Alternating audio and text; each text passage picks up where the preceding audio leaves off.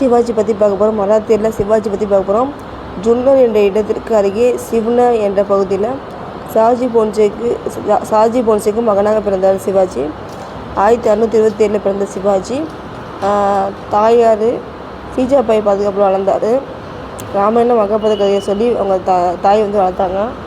அதுக்கப்புறம் சிவாஜியின் ஆசிரியர் குருவுமான தாதாஜி கொண்டதை குதிரையேற்றம், போர்க்கலை, அரசு நிர்வாகம் ஆகியவற்றை சிவாஜிக்கு பயிற்சி கொடுத்தாங்க. தாய் வழியில் தேவகிரி ஆண்ட யாதவ் மன்னர்களின் வழித்தொண்டர்களாகவும் தந்தை வழியில் மேவாரி சிசோடிகளின் வழித்தொண்டர்களாகவும் ஷாஜி போன்சே விளங்கினார். இவர் மாலிக் கம்பர் என்பவர் கீழே அவங்க அப்பா ஷாஜி போன்சே சேவை புரிந்தார், வேலை பார்த்தார். அகமது நகர் அகமது ஷாவின் அமைச்சராக தான் விளங்கினார் மாலிக் கம்பூர். அவர் கீழே அவங்க அப்பா வேலை பார்த்தார். அதுக்கப்புறம் மாலிக் கம்பூர் மறைவுக்கு அப்புறம் அரசியல் ஈடுபாடு கொண்டார் ஷாஜி போன்சே.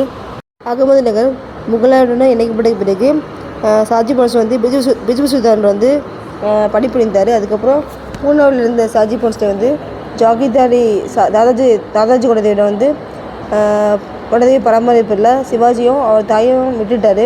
அதுக்கப்புறம் மத துறவியான ராம்தாஸ் துக்காராம் ஆகியோர் மீது மரியாதை செலுத்தினார். யார்? சிவாஜி துறவி ராம்தாஸ் குருவாக ஏற்று மரியாதை பண்ணார். 19 வயதில் இராணுவ பணியில் சேர்ந்தார். அதுக்கப்புறம் பூனேக்கு அருகையில் கொண்டுவான கோட்டையை கைப்பற்றி வெற்றி பெற்றார். அதுக்கப்புறம் 1946 தோர்னா கோட்டையை பிஜு சுல்தான் கைப்பற்றினார். அதுக்கப்புறம் ராய்கர் கோட்டையை கைப்பற்றினார். தோர்னாவில் இருந்த 5 மைல் தொலைவில் இருந்த ராய்கர் கோட்டையை கைப்பற்றி அது முழுமையாக கட்டி முடித்தார். அதுக்கப்புறம் 1647 தாதாஜி கொண்டதை மறந்தார். அதுக்கப்புறம் அவர் தந்தையோட இல்லத்தை நிர்வகிக்கும் பொறுப்பை சிவாஜி ஏற்றுக்கொண்டார். அதுக்கப்புறம் சத்தாரா மாவட்டத்தில் ஜவுளி என்ற இடத்தை கைப்பற்றினார். அதுக்கப்புறம் இளைஞர்கள்லாம் சிவாஜியோட இராணுவத்தில் இணைந்தாங்க.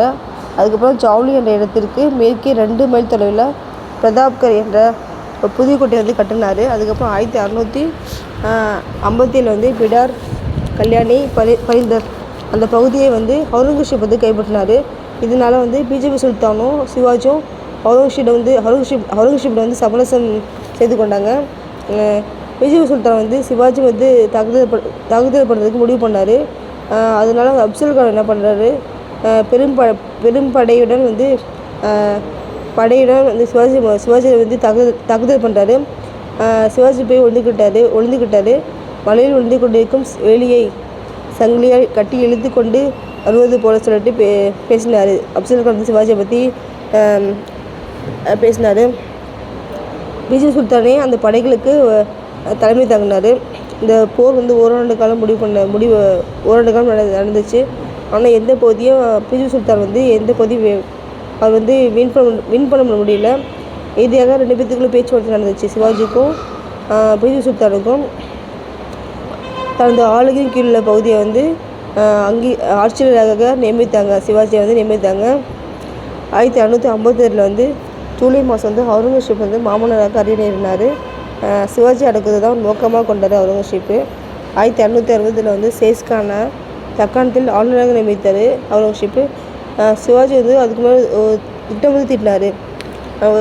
ஒரு நைட் நேரத்தில் பார்த்திங்கன்னா பூனாவுக்கு 400 படை வீரர்களிடம் திருமண குழு சென்று ஷேர்கான் வீட்டுக்கு சென்று தாக்குதல் பண்ணார். ஏன்னா ஆல்ரெடி ஷேர்கான் சிவாஜி மீது தாக்குதல் பண்ணுறதுக்கு முடிவு பண்ணாங்களா. இப்போ சிவாஜியை போய் தாக்குதல் பண்ணிட்டாரு. அதனால் 1663 டிசம்பர் மாதம் அவுரங்கசீப் என்ன பண்ணார், ஷேர்கானை தக்காணத்தை திரும்ப அழைத்து கொண்டார். அப்படின்னு சொல்லிட்டு அழைத்து கொண்டார் அவுரங்கசீப் தானே ஷேர்கான் அனுப்புனார். அவர் திரும்ப அழைத்து கொண்டார். அதுக்கப்புறம் திரும்ப ஜெய்சிங் அனுப்புனார் சிவாஜி. சூரத் நகரை குறிவைத்து 1664 சிவாஜி தாக்குதல் நடத்தினார்.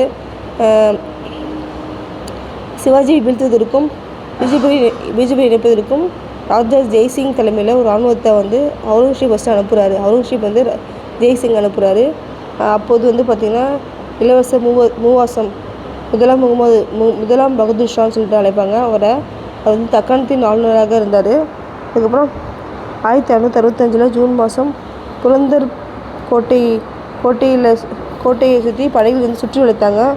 ஆனால் சிவாஜிலாம் ஒன்றும் பண்ண முடியல. அதுக்கப்புறம் 1665 ஜூன் 11 பிறந்த உடன்படிக்கை பண்ணிக்கிட்டாங்க. ஜூன் 11 வந்து உடன்படிக்கை பண்ணிக்கிட்டாங்க. சிவாஜி அவர் கைப்பற்ற கோட்டையை வந்து வைத்துக்கொள்ள அவருக்கு அனுமதி கொடுத்தாங்க. மனுசப்தராக செயல்பட்டு பீஜப்பூரை கைப்பற்ற முகலாயருக்கு உதவ ஒப்புக்கொண்டாங்க. முகலாயருக்கு உதவுவதற்கு ஒப்புக்கொண்டாங்க. அந்த பிறந்த உடன்படிக்கைப்படி உதவுன்னு சொல்லிட்டு ஒப்புக்கொண்டாங்க. அதுக்கப்புறம் பார்த்திங்கன்னா ராஜா ஜெய்சிங் வழிகாட்டுதல்படி வந்து ஆக்ராவோட முகலாய அரசவைக்கு செல்ல ஒத்துக்கொண்டார். அதுக்கப்புறம் சிவாஜி வந்து இங்கே போனதுக்கப்புறம் அங்கே சிவாஜி வந்து அவமானப்படுத்தப்பட்டு சிறையில் அடைச்சாங்க. சிவாஜி வந்து அங்கேருந்து ஒரு பழக்குடியில்